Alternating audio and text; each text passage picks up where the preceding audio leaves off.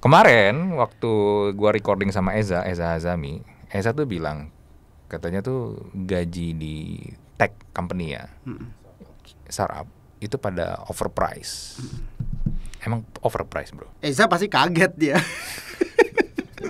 Dari pabrik nih gitu kan, terus masuk ke tempat kerja dia sekarang, terus ngeliatin pasti kaget. Mungkin dia juga termasuk yang, sorry nih ya Za, lu juga termasuk yang nyesel kenapa negonya segitu. Nah, cuman gini bro ya, balik lagi ya, gaji ideal itu sebenarnya gimana cara ngukurnya? Hah? Ya kan? Karena ada kan banyak kejadian kan posisi sama nih, ya kan mungkin masuknya malah belakangan dia, malah kadang-kadang yang belakangan ini harus diajarin dulu, tapi yang udah lama gajinya lebih kecil daripada yang masuk belakangan. Tapi gini bro, pada kenyataannya sekarang menurut lu secara harga pasar nih udah rusak kah atau gimana? Gua masih melihat masih anomali lah gitu.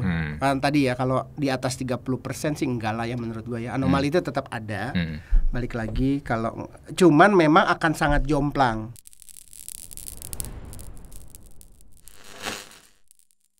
Selamat datang di Merge Room, kerja terus mati belakangan bersama gua Andri. Dan untuk episode kali ini bocoran dikit karena memang kita recordingnya 2 kali.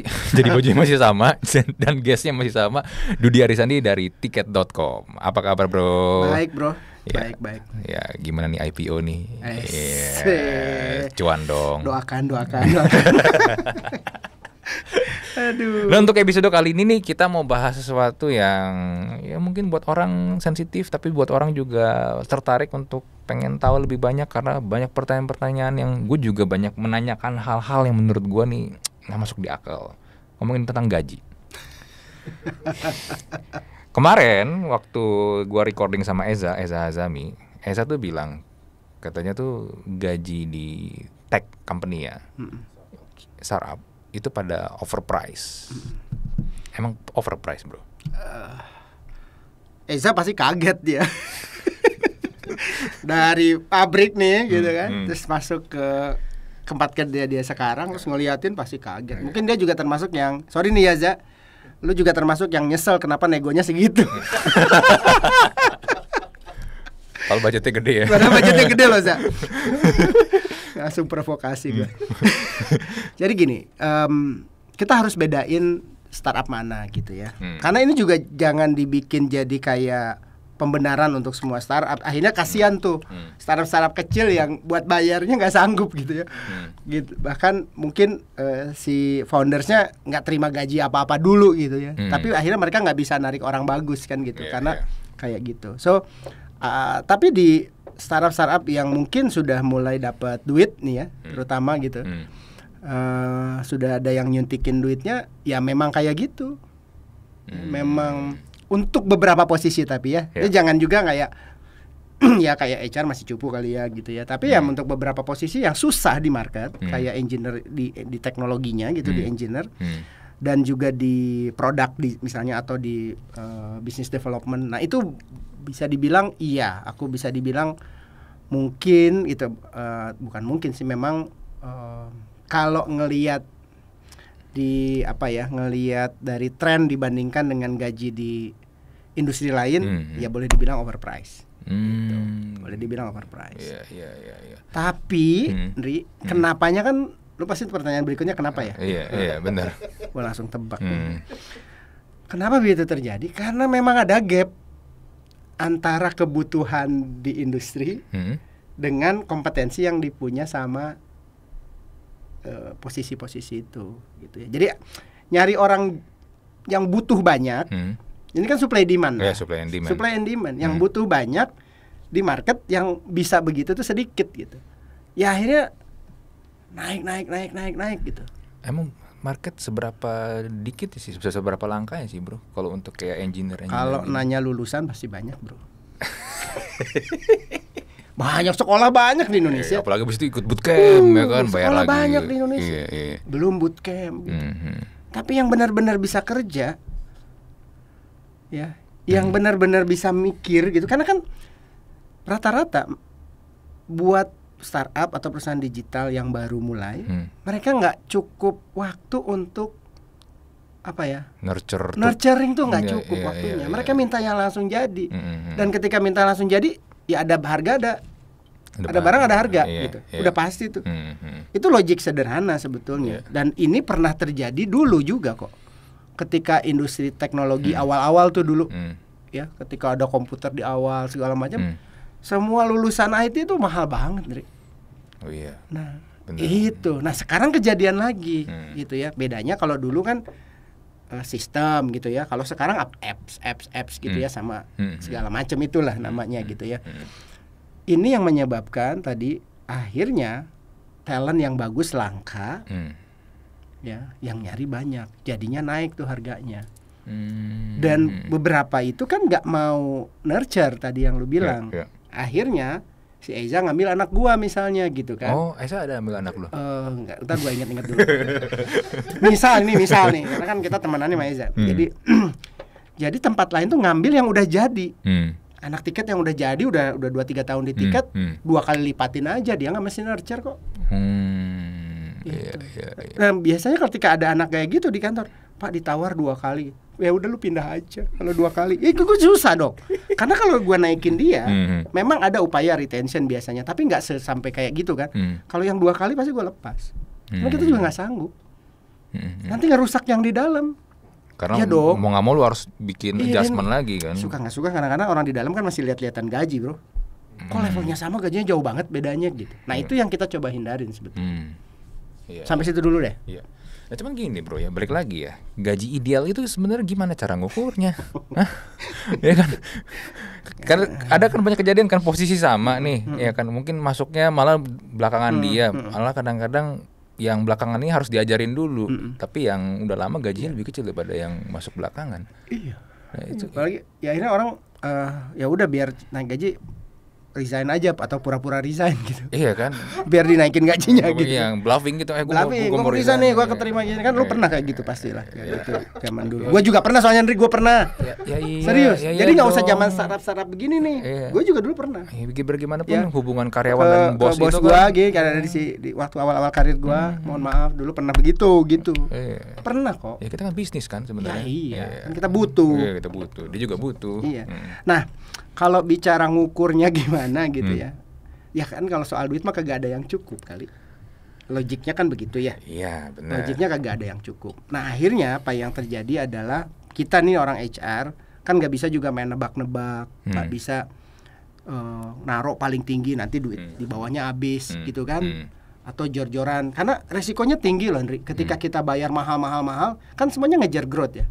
Ketika semua udah di sini terjadilah yang 11.000 orang di PHK kayak gitu.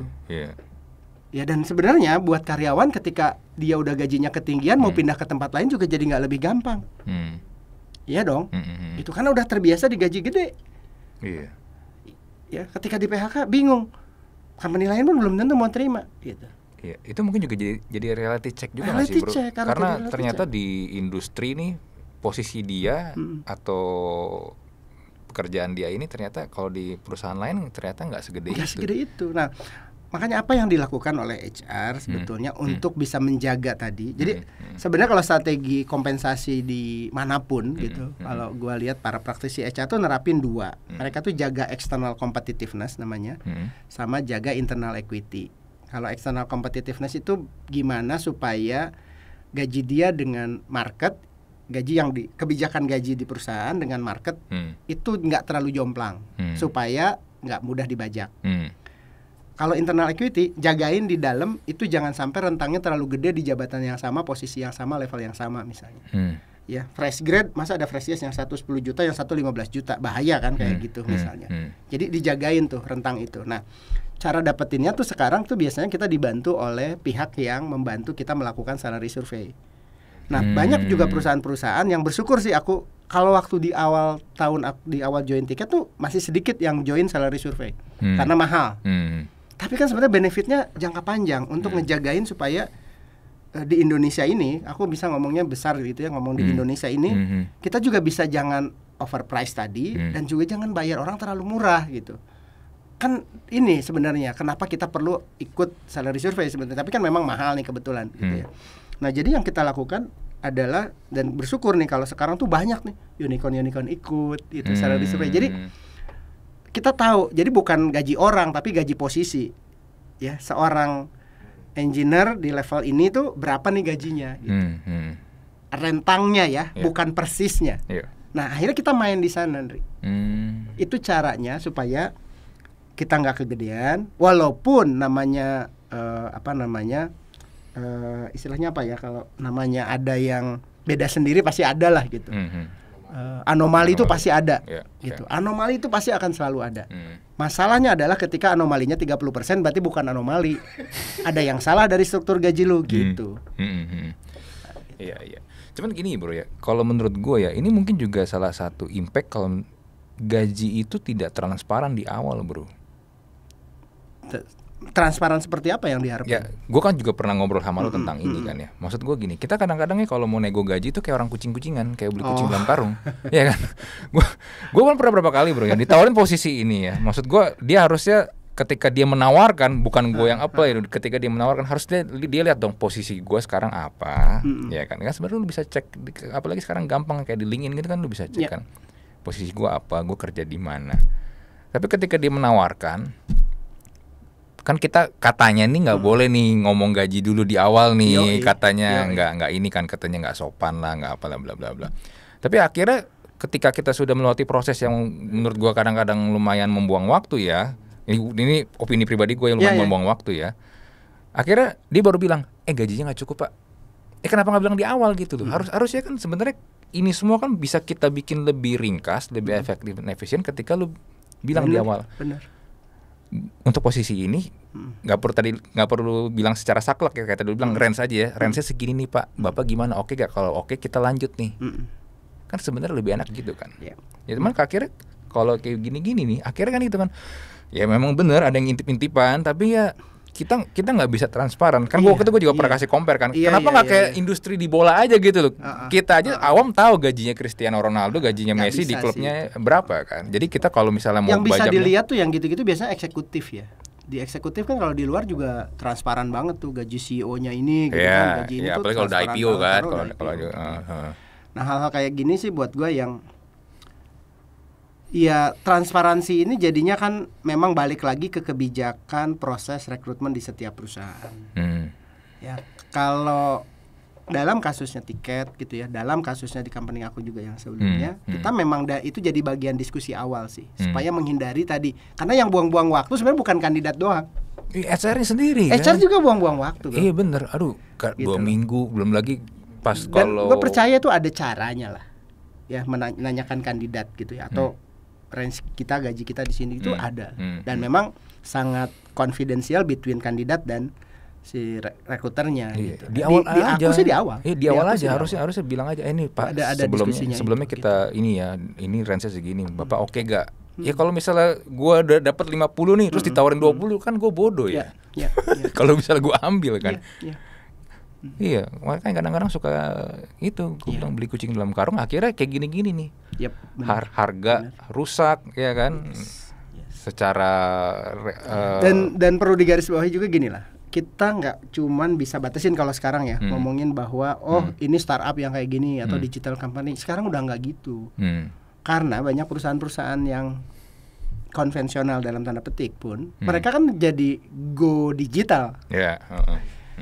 Akhirnya rebutan talent tuh bukan hanya sekedar biru kuning sama orange, biru kuning sama apa, tapi mungkin sama banking, sama FMCG yang lagi bangun e-commerce sendiri, ya, sama airline yang sekarang juga jadi ride hailing misalnya, atau jualan makanan juga gitu kan, super app lah pokoknya. Super apps gitu kan, jadinya saingannya tuh lebar, jadi lebih luas. Nah ini jadi nggak bisa dibatasin juga, makanya kalau struktur ini nggak dijaga, ya teman-teman HR gitu ya, bareng-bareng kita jagain gitu, jangan semakin berantakan gitu. Ya harusnya sih cerita-cerita overprice tadi itu hanya anomali gitu.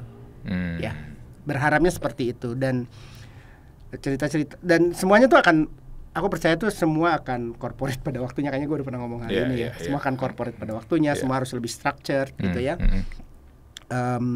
Jadi nggak sembarangan juga orang belum siap kita main promote aja gitu ya, padahal cepu Iya. Ketika mimpin orang cepu Iya. gitu. Nggak bisa kerja lagi. Nggak bisa kerja lagi, nggak bisa mimpin tim lagi, timnya yang kabur gitu kan. Iya. Nah, proses-proses ini semoga nanti ke depan juga semakin baik gitu ya.